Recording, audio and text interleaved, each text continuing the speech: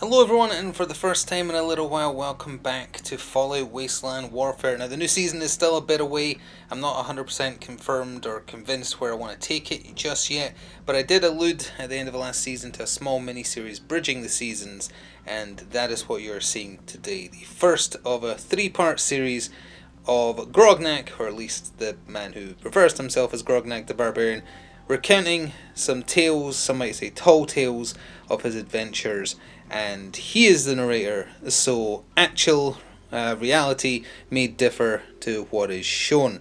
But this gives us a chance to do a little bit of more silly stuff, fun stuff, ridiculous stuff, and I'm just exploring that with this little series and giving you some more Wasteland Warfare to tide you over while I still try and finalise ideas for the new Fallout season for the settlement mode, which will be coming at some point. Might be a bit longer than originally stated. With that, we're going to jump in, get back into the game, starting with hearing what's going to happen today from Grognak and his perhaps not 100% clear memories. Grognak's Journal 1, Quest Name Nuka-Cola Collision, Quest Overview. In all of Grognak's adventures in the Wasteland, few stand out more than his encounter with another living legend. While on a vision quest brought about by eating some bad radstag meat, he found the legendary Nuka girl herself under siege. Protected only by her two brand ambassadors, it was up to him to help save the fair maiden from her foes. So there you have it in the first of this three-part mini-series. Grognak the Barbarian has discovered Nuka girl under siege by some supermutants and is rushing to the fair maiden's rescue. So they were all going to count on as the same side, just as a survivor side. So Grognak will be coming in from the top right of the board to help out Nuka Girl, who's behind the barricade down here, and our two brand ambassadors. They're going to be using just the standard Knight card for their stat line, but one of them is wearing Exo 1 power armor, which is that one down there in the Nuka-Cola Quantum colors, with a laser rifle, and the other one is being given T51 with a laser pistol, and he is up there on the building. Grognak is all the way over here, and for this mini-series he will be given a special rule called Plot Armor. Every mini-series episode he's going to start with 4 strong armor, and that's his plot armor. The enemies they're facing today are 2 standard supermutants with bolt action pipe rifles, positioned there and there, 1 brute with a sledgehammer, he's kind of the boss, and then 2 hounds with hound bites right there as well.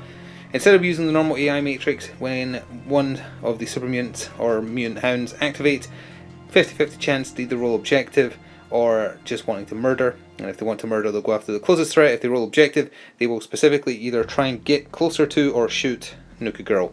It's a loss if Nuka Girl goes down, and it's a win if all the enemies are wiped out. Simple as that. And the good guys, I guess you could say, are actually going first, because for a change it is 4 versus 5. So we're going to jump in.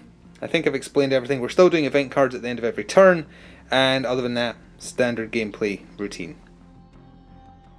So it's got to be Grognak that activates first. He is the hero of this story in his own mind anyway. Forgot to mention he is only equipped with his axe. Whether or not this is actually set during the period where he left his sword in the hands of the New Hope settlement, who knows, but he only has his axe. He does have a green charge distance though, so he is going to immediately try and remove a super mutant hound from play. So he's going to crack out that Grognak's axe, which is 3 black dice, taking a green die for a charge bonus. He also gets a 4th black die, so we're just going to have to re-roll one of these for being so ridiculously strong, and he's hitting on 7s. First roll of a long time, and it's a 7 on the dot. So we'll re-roll this, because it's a blank, and he should have 4 black dice. So that is 1 base damage on the axe with 1 armor break. It would help if the armor break die was here, but I believe hounds only have 1 armor, so that's not going to be relevant. Yep, they only have 1 armor, so that is 4 damage. Oh, I have missed Grognak. That's 4 damage to the hound, no armor roll required because he shattered the only armor it had. So for the enemy, it's still random dice roll to decide which of them activates, and then rolling the 50-50 die to see whether or not they're focusing on Nuka Girl or self-preservation, going after the closest threat. As it happens, the super mutant right there was randomly selected, and he wants to hit the closest threat, which is Grognak, so he's going to shoot into the combat there rather than get in himself. So normally hitting on a 4 with that pipe rifle, hitting on 6s because he's shooting into combat, close range for a green and a yellow. Let's see what happens. Well, he got a crit, so now we need to see who he's hitting. 1 and 3 is Grognak. He is hitting Grognak, who I've forgotten his base armor offhand. I'm going to have to double check. His base armor is 2, so he's down to 1, and it's 2 base damage. So at best, 1 plus 1 super armor. So he did absorb the armor, the damage rather, and that's 1 of his plot armor gone.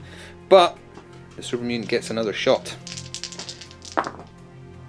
And that is a critical fail.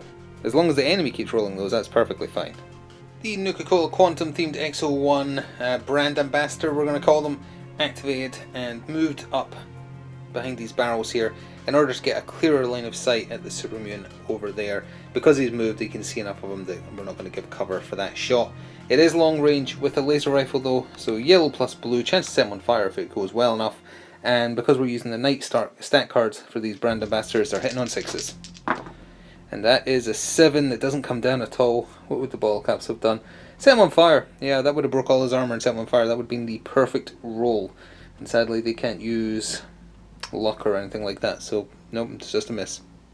Well, although it's a 50-50 chance, the next enemy to activate, which was one of the hounds, not the one that's taking damage, wanted to go after the closest threat, so he's going after Grognak, although I guess it's understandable considering how threatening he is. So he's blue charge radius, which gives him enough to get into base to base with Grognak.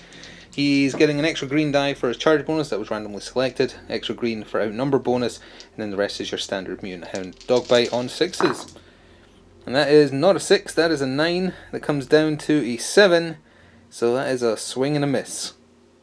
The other Nuka-Cola brand ambassador activated definitely should have swapped their starting positions. Incidentally, forgot that laser pistols are only range green. Enjoy a fresh Nuka-Cola today. He activated, he jumped off the building, he's in power armor, so no fall damage or anything like that, and then simply moved again to get into a more advantageous position to do some damage next turn. So an enemy finally rolled that they want to go after Nuka Girl, and of course it's one that could reach her, and of course it's the biggest threat on the table. It's the brute with the sledgehammer. So he wanted to go after Nuka Girl and moved in order to get within green charge radius, which does more or less let him get around the corner there. So we are going to count that as possible. He's not going to attack this turn, but it does mean she's going to have to try and pull away and potentially get smacked. We need to see if he's going to take a, there we go, a green or a black charge die bonus. X is going to be the damage. Oh, okay, yep. He is taking an extra black die as his charge bonus, which makes him even scarier. So, yeah, I think Nuka Girl is going to have to get away. So Nuka Girl is the last one to activate for the good guys. This time there's still the other mutant hound that's been heavily damaged by Grognak. He's got 1 health left. And the other super mutant with the rifle. She's going to try and pull away from combat because the brute is too scary. She's also going to make use of her once per game acrobat roll to pull away from an attack. You test agility for it, and if you pass, you don't take any damage. So we're just going to do that in lieu of rolling the dice. Her agility is a massive 8, so let's see if she can do it. That's a 6, so she does, meaning that she can move out of combat. Oh, I did forget. Moving away from combat is 1 size smaller than your normal movement, because she is faster than your average human with red base. So she's actually only that far away. But for her other action, she's going to fire her Thirst Zapper Cola, which is a black and green die with her skill die. Nothing else fancy on it. She does generate crits though, so does Grognak. I forgot to mention that, but we'll be rolling this and hitting on 7s. It's on her perception. That comes down and does in fact hit, so that is 3 damage, no armor break, versus the brute's physical armor of 2. So he blocks 2 and takes 1. So we've got 2 enemy activations to cover, and the heavily wounded Super Mutant Hound was first. Now this is something I've been doing wrong in the series entirely, but if an enemy or if a model wants to pull away from someone they're in combat with, they can do it freely as long as someone else is in combat with them. I think it's happened before, but we're doing it right this time. So this Super Mutant wants, or Hound rather, wants to attack Nuka Girl, and he can make it. He can pull out of combat. Grognak is still engaged, so he can't do an attack of opportunity, which is just as well. He gets to here, and it's red down to yellow because he's withdrawing from combat. Easily makes the charge distance right into Nuka Girl. And we're going to roll the die again to see what his charge bonus is. So on the X, it will be the black damage focus die. Nope. He'll be taking green for accuracy. And the final Super Mutant just wants to generally attack, so he is moving to get better line of sight of the X01 Nuka-Cola Quantum brand ambassador, and shooting at actually long range with the pipe rifles, green is the short range. Hitting on 4s with just a black die thrown in. Here we go. Oh, he actually got it with a crit. Well, we'll have to come over here for the armor die then. Was not expecting that to hit. It's just 2 base damage against the XO1, which is 3+1 armor. We'll just roll it here. And he blocked all the damage. Well, the good guys are going to have to do a lot better than almost killing a mutant hound and doing 1 damage to the super mutant brute. But on the plus side, that means none of them died, so the good guys still have first activation in the second round because they're outnumbered. First though, event card. Let's just cut the deck. Wet ground. Before attempting a close combat skill roll, test agility, and if you fail it, the skill is at -2 due to unstable footing. That is exceptionally relevant because I think there's going to be a lot of close combat. So we're going to keep that card front and center to remember that agility's got to be tested first. So at the top of the second turn, I was quickly looking at the rules there because I want to activate Nuka Girl to try and help her out, try and take out the mutant hound and then maybe get to safety. I want her just to use the Thirst Zapper, which means she's not doing a melee attack because she doesn't have a melee weapon. It would just be improvised weapon. So because she is using the pistol, the -2 to her skill would still apply. But as far as I can tell, the wet ground wouldn't apply because it says it's only a close combat attack. So on that note, she is going to take a shot with her Thirst Zapper, point blank range, normally on 7s. So it's down to 5, hoping that this lands. 7, 6, 5, it actually does. 1 extra damage means there's no point doing an armor roll because they only have 1 armor. So of the 1 health it had remaining, she did 2 damage. That hound is out of there, and that gives her 1 more action, and she is going to bravely retreat a little bit because that brute is scary. And if she's further away, yeah, we'll just go full red movement over here. She's in the open, but still, that means if he rolls just to attack someone, he's going to go after the XO1 instead. The first enemy randomly selected to activate this turn is, I think once again, that super mutant there, and once again he just wants to shoot Grognak. I guess he's trying to protect his dogs. So he's going to shoot into combat twice, so he's hitting on 6s instead of 4s. First shot, and if it lands, never mind. If it lands, we'll have to roll to see if he's accidentally shooting his dog or hitting Grognak in the head. Let's see. Second, oh, wow, never mind then. I think he might be from New Hope. So we're sticking over here because I want to activate Grognak. He's going to attack the other mutant hound and I'm hoping he'll land the hits, but he has to test agility. His agility is actually the same stat used for his attack, so his agility is 7, so this is for if the first attack is capable. No, it's not. Well, sorry, no, it is. It's just it's -2. And I'm just going to roll the other one now. So this is the agility test for his second one on the assumption he needs it. Wait, that was 4 crit fails I've rolled in a row. Let me just... Okay. We broke the curse. 4 in a row is still pretty bad on a d12. So, both his attacks he's going to do, assuming he needs to do both, are at -2. So instead of hitting on 7s, he is hitting on 5s. And he's only getting black dice because he's using his axe. Well, he could also just get a crit, which is wonderful. So that breaks the 1 armor the hound has and does 3 damage. I will put it down there because I'm still convinced it's not going to die. Let's just put that there because it's got 5 health. He would need to land this other hit again, reduced to 5 because of the wet ground. It is a fail with a quick action. Oh my, that would have been 5 damage. It is a fail with a quick action. I believe the axe gives him access to quick action attack. Let me just double check that. It does. He can do an attack, but that's also -2. He'll do it. So in total it's -4. So he's hitting on 3s. Good luck. Okay, well that means he's got a crit stored now as well. He hit for 5 damage. So kaboom, I guess. Despite the wet ground, and now he has a crit ready for whoever he hits next turn. The Super Mutant Brute is activating and he will not let it go. He wants to kill Nuka Girl. And I'm just showing the green charge icon there. She did move back far enough that he can't do it in 1, but obviously he can move and successfully charge. So that is what he's doing. Right back into base to base with her. She can't test agility to get away for free again. That's a once per game. So that's dangerous for a start. He takes a black charge bonus on an X. Oh dear. Well, he is going for full violence. What is his maximum damage he's capable of? Let's see. Let's see, on the sledgehammer it's double yellow, so that would be armor break, chance of 1 damage each, base damage 2. With a black charge bonus, oh, he's looking at like 6 damage as a potential maximum. And Nuka Girl has 8 HP, so okay, she can take the worst possible scenario and still live just. Well, I was just looking at the battlefield there, deciding what I want to do. Neither of the Brand Ambassador Power Armor Knights have close combat capabilities. I really don't want to throw them against the Brute if I can help it. Grognak can make it in next turn, but because of those hounds dying, the super mutants are going first next turn, and that's not good. But I can at least try and damage some more of them in the meantime, and I'm placing my bet on the Brute not insta-killing Nuka Girl across 2 attacks. So I'm going to go with the XO1. He's going to shoot the laser rifle at that super mutant there, stop him getting in there to make matters worse. He's short range with the laser rifle because black is long range on a laser rifle. And he's hitting on 6s. First shot of 2.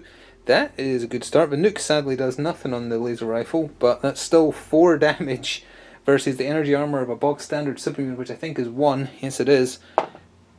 Okay, we'll count that as the 1. So he blocked 1, he took 3. That is still very good for a single shot. Again, laser rifles are a lot better than I used to think. And he gets another shot. His name isn't Robin, but he gets another shot. He fails with a quick action. What can he do with a quick action? He can go on essentially Overwatch. It's not going to matter. Oh, it will matter actually, because he's not activated yet. Yeah, it totally does. He'll prepare then, yeah. So thankfully the last super mutant to activate, and the last one of the turn entirely, he doesn't want to go after Nuka Girl, so he's just going to take some shots at the XO1, and after his first shot, he's going to fire back. So still technically at long range with that pipe rifle, and he is hitting on a 4, so that's a miss. So at this point the retaliation is going to kick in from that, so we'll just remove that there, but his skill comes down to a 4. Not much chance of it hitting. Yeah, 6 isn't good enough. And then the other shot comes in from the super mutant, also on 4s, and that is a swing and a miss. Well, with the wet ground finally out of the way, let's see what awaits us on turn 3. And it is a dust storm. Thankfully none of us are going to be using grenades, so that's not a problem. Although actually, before any shoot action, test luck. If you fail it, your maximum range is black. We're so close to each other that probably isn't going to matter either, thankfully. Just getting set up for the third turn there, and I totally forgot the other Brand Ambassador did not activate, so we're actually just going to do his turn now. It's not going to affect this round because everything would happen as is, because he wouldn't be capable of killing anyone even if he rolled perfectly, which, well, let's face it, he's not going to.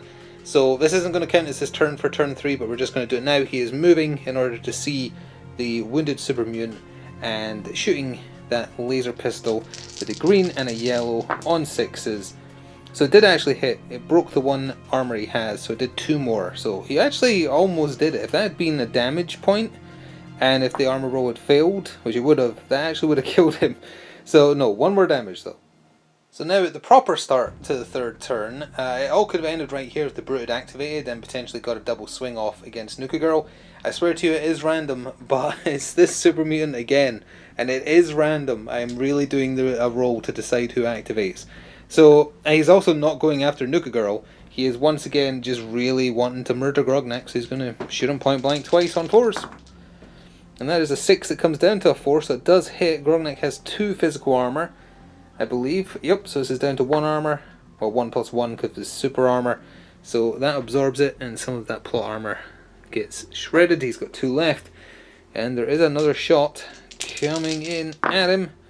And that's another... He's also done... That's his 3rd crit fail, I believe. And the 5th in total across the whole battle.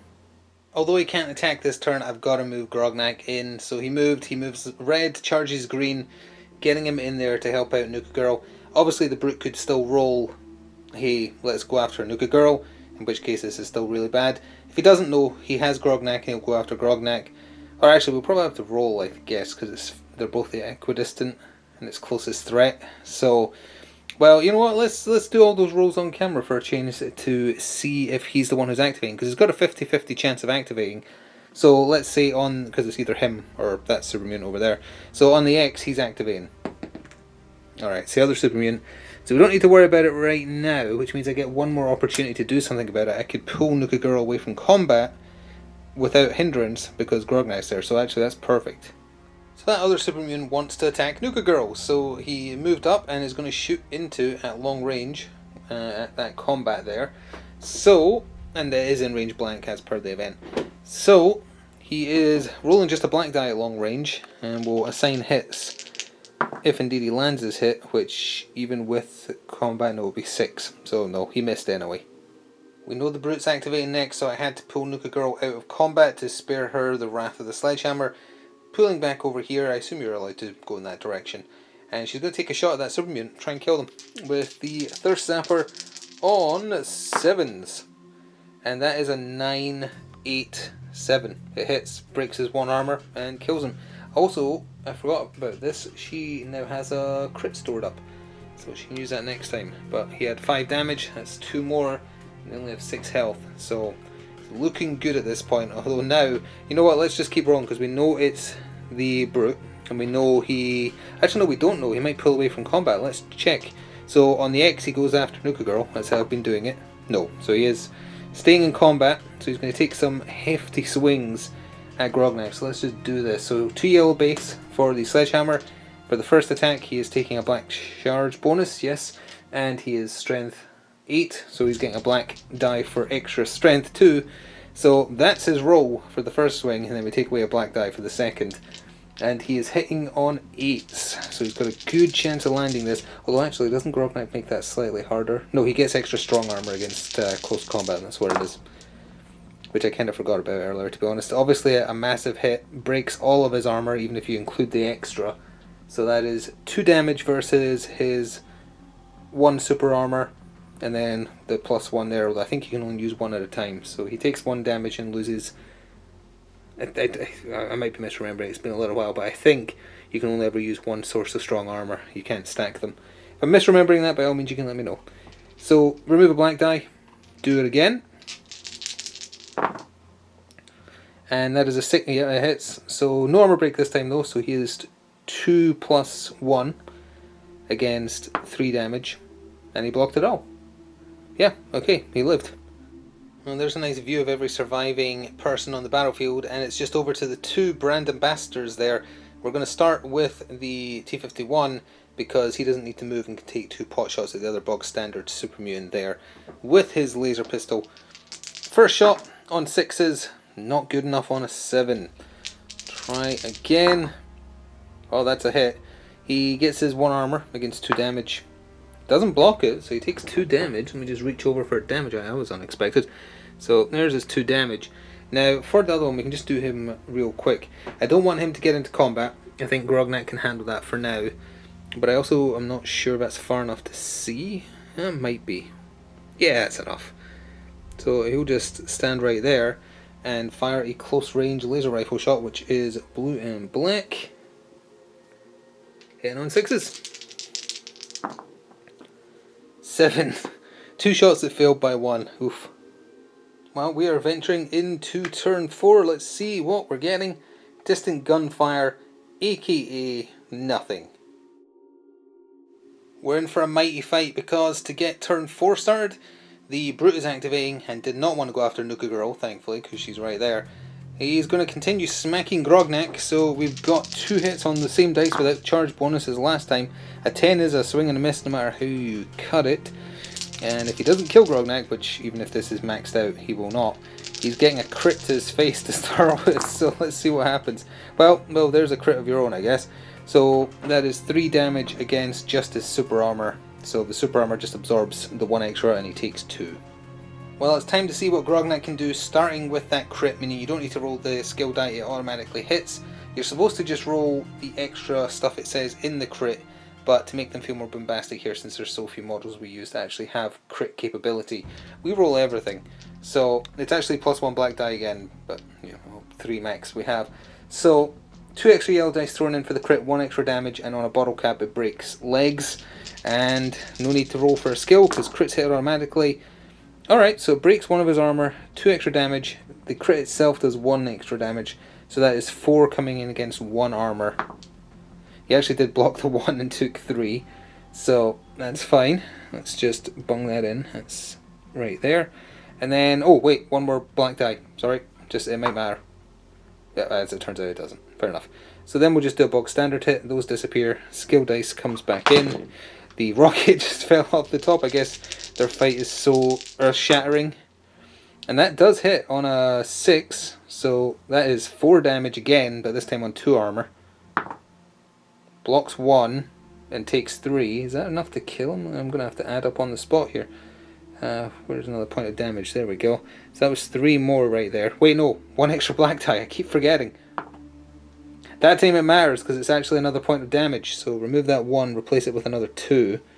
How much does that put him on? 2, 4, 6, 8. I think he has 8. He does! But I'm going to leave that cracking down there because I like that their fight was so intense the Red Rocket Station was falling apart. But the head has been cleaved from the Brute's shoulders. With the fall of the Brute, I feel it's basically in the bag, but we've got to remove that last super mutant that still has 4 health left. And he wants to attack Nuka Girl. So he is moving and taking a pot shot right at her on a 4. And an 8 is not going to cut it, which is just as well because it would have removed all of her armor. So then we've just got the brand ambassadors to take some shots. Actually, I think this is something we might as well just keep doing. I don't think they'll do 4 damage between them, but they could. Let's start with just the laser rifle pistol there, because he doesn't need to move.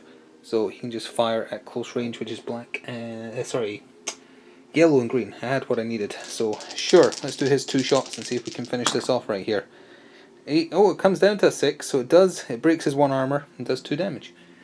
Simple as. So there's 2 more. Perfect. And he gets another shot. Crit fail. So nothing there. And then he can just stay there and also just turn him for effect. But yeah, he's just going to stand there and shoot. That's close range for a laser rifle, which is black, blue on 6s. But all caps are good. That breaks 1 armor. That breaks 1 armor. But it's a miss. Because of course it's a miss. We're not allowed to end it on this turn, although actually Nuka Girl hasn't gone yet either, so she can get a couple of shots off if need be. A 6 is a hit, Nuke does nothing, that is 3 damage versus 1 armor. Doesn't block any of it, takes 3, and I believe, yeah, that would be 7. He is dead, so the board is cleared. So after a nice little chat with Nuka Girl and her brand ambassadors, Grognak, satisfied that the damsel in distress is no longer in distress, decides to pack up and carry on his vision quest into the wasteland, concluding the adventure this time. I hope you've enjoyed the little return to Fallout Wasteland Warfare. This mini-series is 3 episodes long, which I think I said at the start of the video, but I'll just repeat now. I'm not sure if it will be every week. Not going to stick to Fridays either. Sometimes it could be Wednesdays, like I think you're seeing this one on. So Grognak comes and goes as he pleases, basically, and who are you to tell him otherwise? If you enjoyed though, please do remember to show your support. If you want to go above and beyond to support what we do here, consider pressing the thanks button or becoming a channel member. It helps out and is reinvested in the channel. And forgive me for taking a bit more time with the next season, but I want to plan things out properly and take a break from it while I'm covering other stuff in the meantime. But I thought this mini-series would be the perfect space filler in the meantime, and it lets me do silly stuff that wouldn't really fit the tone of the main series. So thank you, enjoy the rest of your day, and see you next time. Ta for now.